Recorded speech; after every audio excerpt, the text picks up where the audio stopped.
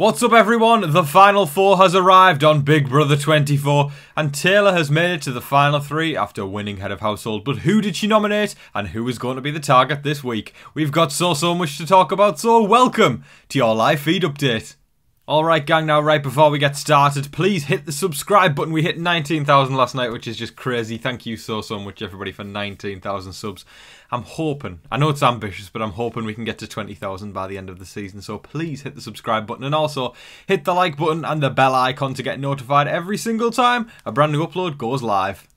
Question of the day now, folks, with Taylor as the head of household and the veto always being the most important part of the Final Four, because if you win the veto, you essentially decide who goes home, unless it's the head of household, of course. So if you're on the block at the beginning of the week in the Final Four, it doesn't really matter, because if you get that veto, you pull yourself down and you decide who to evict. So if you could pick anyone apart from Taylor, who would you hope to see evicted this week from the Big Brother house?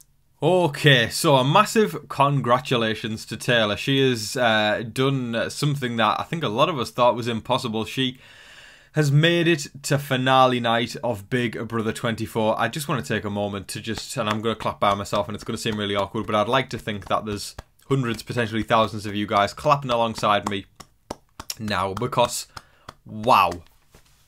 Wow. We flash back almost 3 months ago and Taylor was crying her eyes out at Paloma turning the house against her and just being incredibly toxic and nasty and spewing venom, as did Daniel, as did Nicole, as did a lot of people towards Taylor. And I think a lot of us thought this is going to be really tough to see Taylor make it through the final 16. And here we are, Taylor is in the final 3. That is one of the best underdog stories ever, if not the best underdog story ever in Big Brother history. Wow, I am incredibly proud of her. She has shown grit, she has shown determination through the face of adversity, and I'm just so incredibly impressed and proud for somebody to face so much crap in the early days. The early days are so important in Big Brother because you are setting up what is going to be the groundwork for you to make it all the way, and she didn't have that comfort of having a nice few first weeks where everything was nice and lovely and everybody was kind and hugging each other. Like, the house turned on her. They were cruel to her. She was isolated. She was ostracised. She was made to feel like crap. And she's pulled through and she's in the final 3. I know I'm going around in circles here, but I just want to emphasise how amazing this is and how incredibly proud I am of Taylor. She's done a fantastic job, from potentially being the first boot of this season to making it to finale night. So well done to her. Massive well done, Taylor. Alright, now last night we saw Brittany voted to evict Taylor and Turner voted to evict Alyssa. Of course, Monte broke the tie and voted out Alyssa. But with Brittany and Turner now as the people that Taylor's looking at and going, who the hell voted me out? Neither one have admitted it. So Taylor said to the camera a bit later in the evening, 2 people are saying they are not the one who did it, so those are the people on the block. And when it comes down to who wins, I'm fine with that. So there you go, the nomination ceremony did happen and Taylor decided to nominate Turner and Brittany for eviction. Now, we can break it down and kind of go, was that the logical move? Because out of Brittany and Turner and Monte is most certainly the biggest threat to win. But of course, they've started to showmance it up now. So we'll see. I don't know if there's ulterior motive there, where if Taylor's saying that she's put them 2 on the block because of the reason of the vote, I mean, fair enough, but I really hope she realises that taking out Monte is probably the best thing to do. But then again, though, you can make the argument because Monte will probably take her to final 2, but I think Taylor would win against anyone. I can confidently say that, so I don't really think it matters that much, but I do think Monte is the strongest player of or the biggest threat, at least, of the 3 left outside of Taylor. But now, let us remember, veto is always the biggest part of Final Four. If you are on the block and you win the power of veto in the Final Four, you pull yourself off and then you become the house. You are the person who decides who goes home. You are stronger than the head of household at that point. It's the only week it's possible, but it happens. And we need to try and figure out what's going to happen, because if Turner comes down and Monte goes up, Brittany's probably going to be voted out unless Turner does the old switcheroo.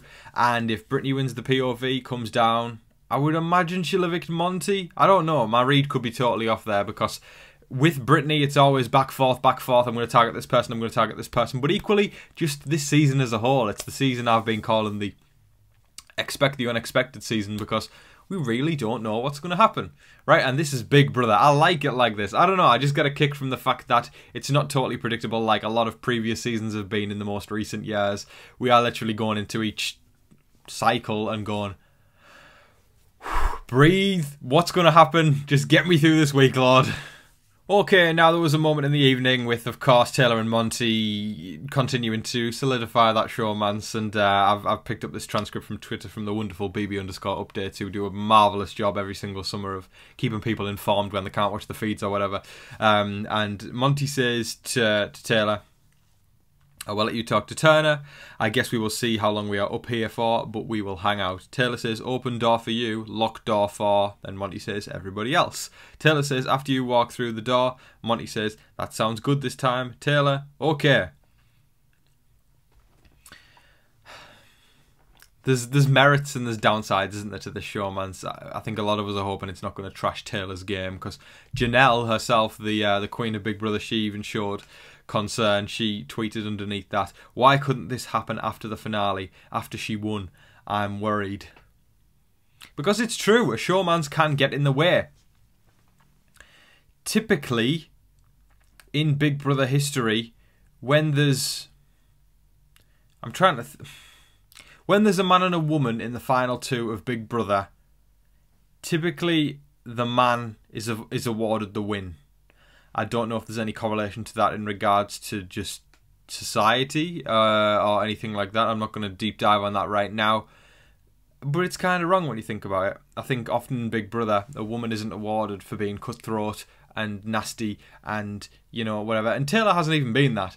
But generally, if a man does all that kind of stuff, it's very much like, yes, you were a good game player, let's give you the win.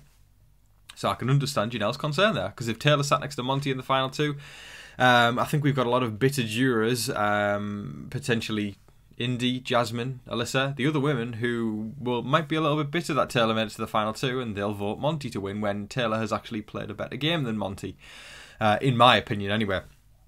So there is a lot to take into account there, and Janelle has shown real concern. I mean, let's throw this open for discussion. I mean, are we concerned about this? Are we concerned about the fact that the showmans potentially going to final two could take away Taylor's chances of the win? Because there's certainly arguments each way, and I know there's going to be differences of opinion there.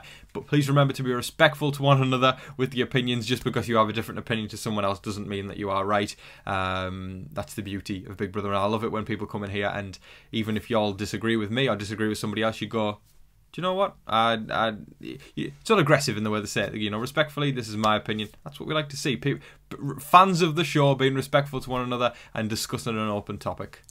Turner was very upset at one point about the fact he had to vote out Alyssa. He had said to Taylor, and whether or not Taylor believes Turner was the one indeed to evict Alyssa, because it's a Big Brother house, isn't it? But Turner said to Taylor, voting out Alyssa, and he was crying while he was saying this, voting out Alyssa was so hard for me to do. I say sorry to Alyssa for voting her out, because it's going to be 2-0. Then Brittany in her goodbye messages like, I told Turner to keep you so she could get a jury vote from my best friend, is a lot to process.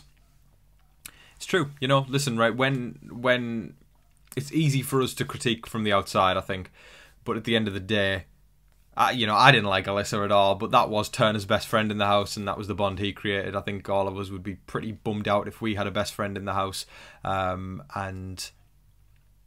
we're in the same situation, right? It's difficult, and one side of me is going, oh, I feel like the sympathy side of me is going, oh, that sucks, like I'm just talking about that. And then the other side of me is thinking, it's a game, right? But I think quite often in Big Brother, the game and life get intertwined, and that's why real and raw emotions show up every single summer, basically. And I